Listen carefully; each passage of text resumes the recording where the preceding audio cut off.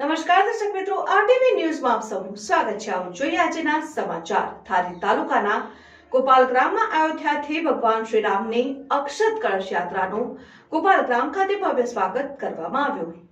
ધારી તાલુકાના ગોપાલ ગ્રામમાં રોજ અયોધ્યાથી ભગવાન શ્રી રામની અક્ષય કળશ યાત્રાનું ગોપાલ ગ્રામ ખાતે ભવ્ય સ્વાગત કરવામાં આવ્યું, જેમાં રામજી મંદિર ખાતે પૂજા અર્ચના કરવામાં આવી તેમજ મહિલાઓ દ્વારા સ્વાગત કરવામાં આવ્યું।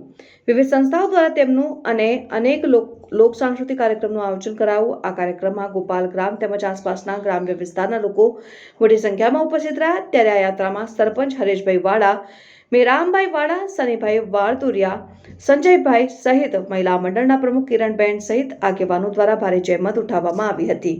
રિપોર્ટર પ્રતાપ વાળા, આરટીવી ન્યૂઝ, અમરેલી। ધારી ગોવિંદભાઈ ટીમ્બડિયા અમરેલીથી આવ્યો છું।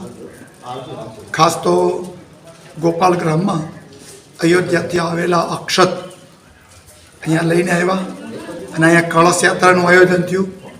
મેરામભાઈ, જુનીભાઈ, સરપંચ સાહેબ અને બધા મંદિરના પૂજારીઓ અને ગામના માતાઓ બહેનો પણ આ કળશ યાત્રામાં જોડાયા। ખૂબ આનંદ થયો। ગોપાલ ગ્રામ ગામના બધા વતીને ખૂબ ખૂબ ધન્યવાદ આપીએ છીએ અને મારું ગામ અયોધ્યા ધામ એવું પવિત્ર વાતાવરણ ગોપાલ ગ્રામમાં બન્યું છે। આ અમને ખૂબ આનંદનો વિષય છે।